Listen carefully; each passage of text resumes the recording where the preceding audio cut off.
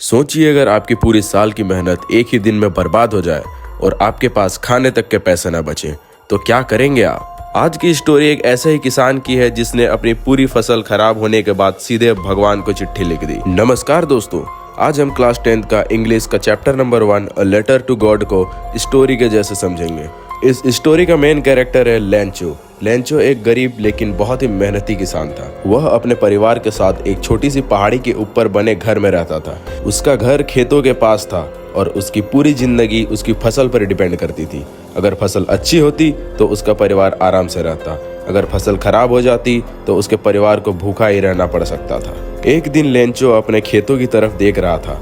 उसे बारिश का इंतजार था क्योंकि उसकी फसल को पानी की बहुत जरूरत थी। थोड़ी देर बाद आसमान में बादल आए और बारिश शुरू हो गई।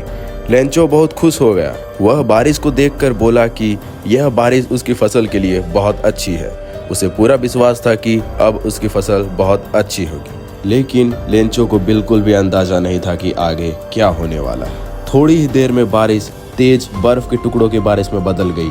बर्फ के टुकड़े इतने बड़े थे कि वे जमीन पर गिरते ही सफेद चादर जैसा दिखने लगे। शुरू में बच्चे उन बर्फ के टुकड़ों से खेलने लगे क्योंकि उन्हें मजा आ रहा था, लेकिन धीरे धीरे वही बर्फ के टुकड़े लेंचो की पूरी फसल को बर्बाद करने लगे। कुछ ही मिनट में उनकी पूरी फसल नष्ट हो गई। लेंचो और उनका परिवार बहुत दुखी हो गया क्योंकि अब उनके पास खाने तक के पैसे नहीं थे। अब सोचिए लेंचो क्या करेगा। लेंचो भगवान पर बहुत ही ज्यादा विश्वास करता था। उसे पूरा भरोसा था कि भगवान उसकी मदद जरूर करेंगे। इसलिए उसने भगवान को एक चिट्ठी लिखी। उस चिट्ठी में उसने 100 पेसोस मांगे ताकि वह अपने परिवार को भूखा रहने से बचा सके और अगली फसल बो सके। उसने चिट्ठी पर एड्रेस लिखा टू गॉड और उसने डाकघर में डाल दिया। जब पोस्ट मास्टर ने लेंचो की चिट्ठी पढ़ी तो वो पहले तो हंसा, फिर वह हैरान रह गया।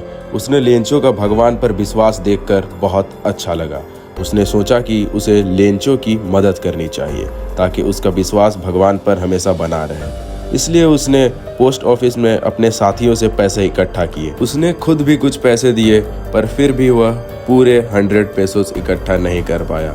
वह बस 70 पेसोस ही इकट्ठा कर पाया था, इसलिए वह सिर्फ 70 पेसोस ही भेज पाया। जब लेंचो ने लेटर खोला तो उसे सिर्फ 70 पेसोस ही मिले।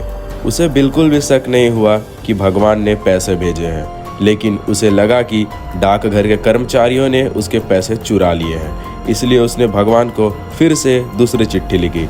उसने लिखा कि अगली बार पैसे सीधे घर पे भेजना क्योंकि डाकघर के कर्मचारी बेईमान हैं और पिछले बार उन्होंने मेरे 30 पेसोस चुरा लिए। तो इसी तरह दोस्तों हमारे कहानी का अंत होता है। इस स्टोरी से हमें यह सीख मिलता है कि लेंचो का भगवान पर बहुत मजबूत विश्वास था, लेकिन साथ ही हमें यह भी समझ आता है कि कभी कभी इंसान दूसरों की मदद को पहचान नहीं पाता। तो इसी तरह हमारे चैप्टर का एक्सप्लेनेशन खत्म होता है। अगर आपको वीडियो पसंद आया और आप आगे भी ऐसे ही वीडियोस देखना चाहते हैं तो वीडियो को लाइक कर लें और चैनल को सब्सक्राइब कर लें।